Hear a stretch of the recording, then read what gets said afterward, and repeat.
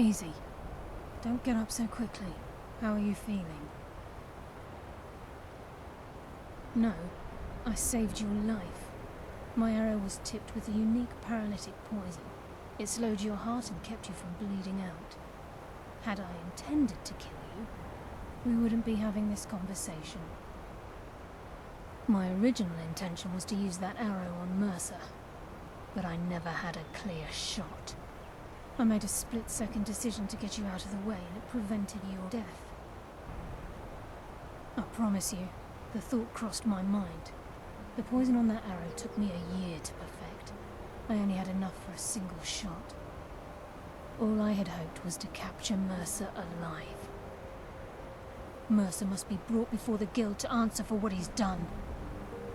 He needs to pay for Gallus's murder. My purpose in using Snowvale Sanctum to ambush Mercer wasn't simply for irony's sake. Before both of you arrived, I recovered a journal from Gallus's remains. I suspect the information we need is written inside. I wish I knew. The journal is written in some sort of language I've never seen before. Enthel. Gallus's friend at the College of Winterhold. Of course. The only outsider Gallus trusted with the knowledge of his Nightingale identity. There were three of us. Myself, Gallus, and Mercer. We were an anonymous splinter of the Thieves' Guild in Riften. Perhaps I'll tell you more about it later. Right now, you need to head for Winterhold with the journal and get the translation. Here, take these as well. They may prove useful for your journey.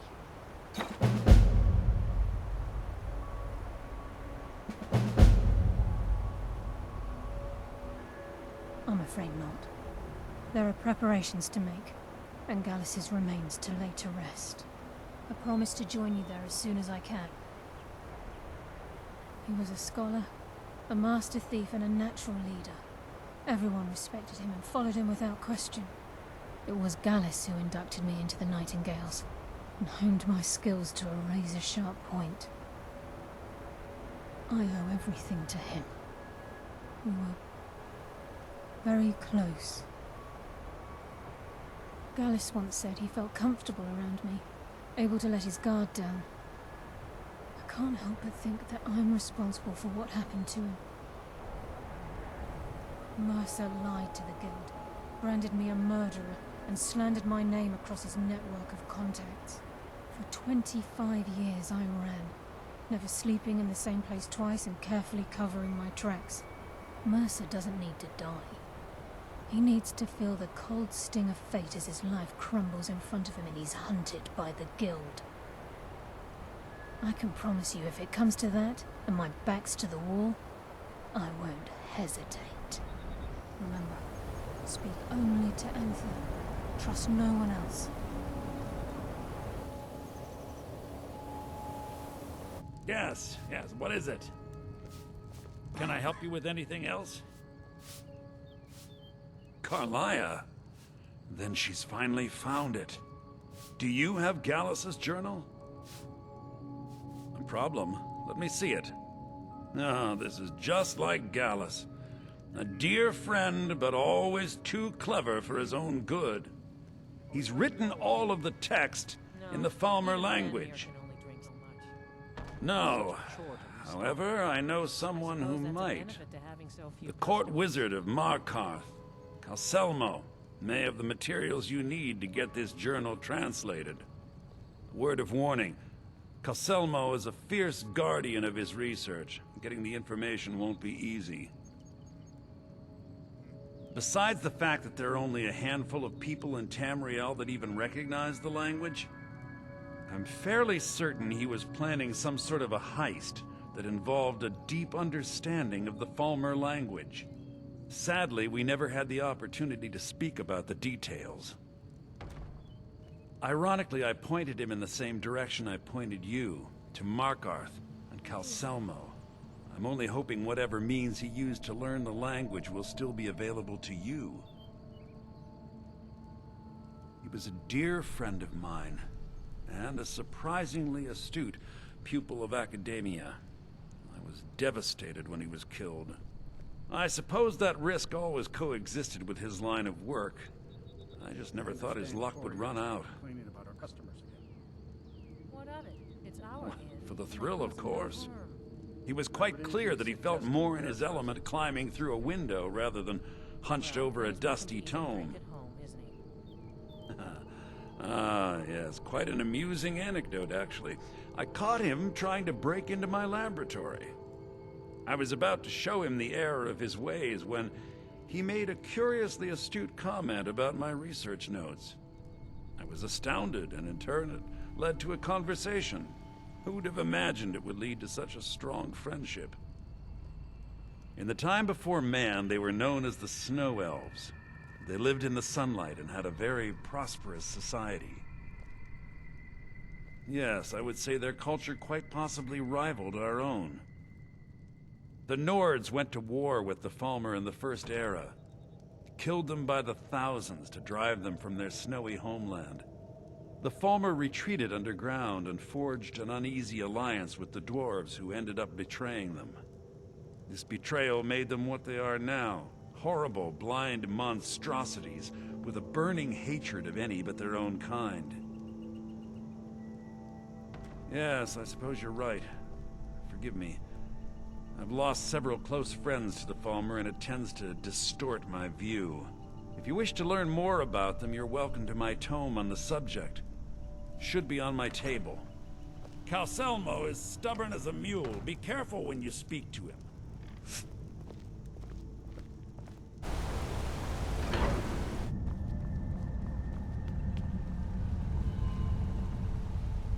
Hello, friend. Then you were well informed. I am at this very moment on the cusp of completing my magnum opus on the subject. I'm calling it Calcelmo's Guide to the Falmer Tongue. It will revolutionize the way we understand those ancient beings. Preposterous! That research represents years of personal toil in some of the most dangerous Dwemer ruins in Skyrim. You must be mad to think I'd allow anyone to see it before it's completed. I've already provided you a key to the museum. You should consider it an honor if you are allowed to browse my collection. I'm sorry, but that's as far as my generosity extends.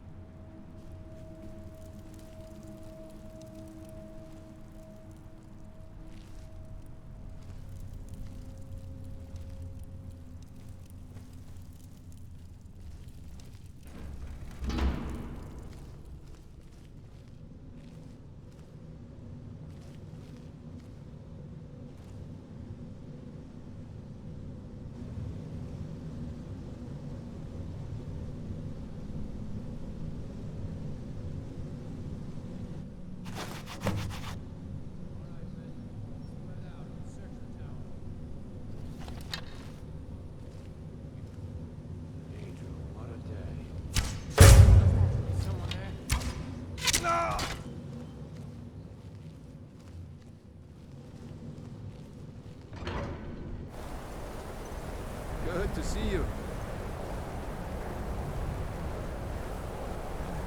Back, eh? And how was our friend Calselmo?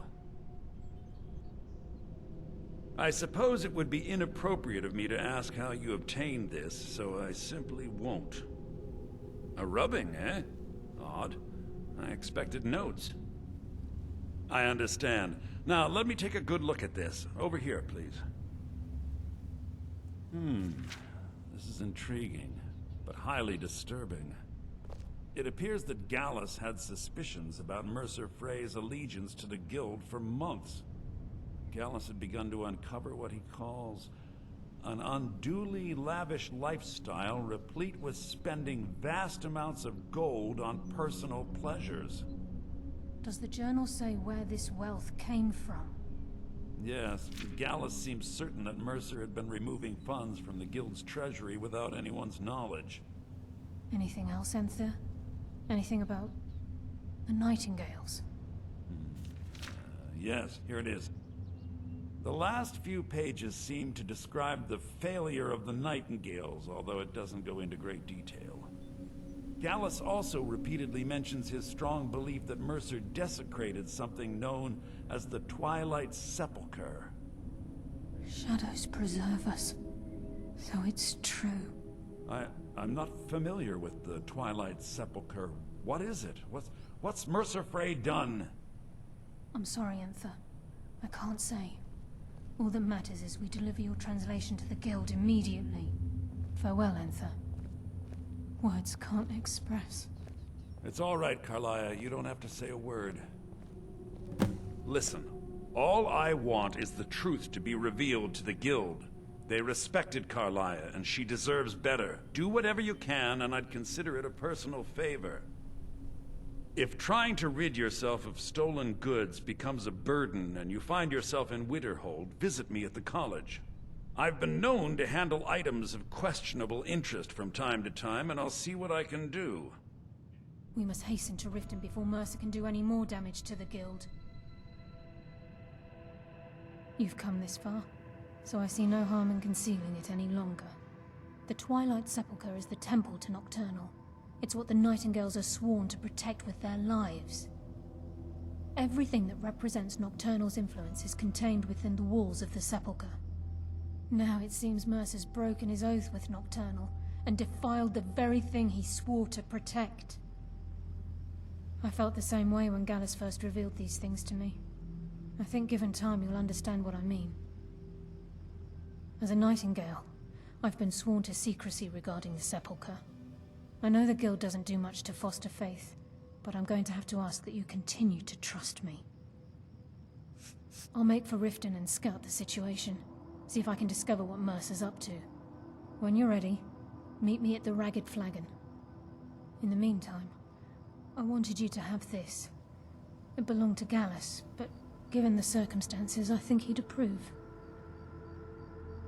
If the Guild isn't willing to listen to reason, you might have to. Taking me up on my offer, eh? Good.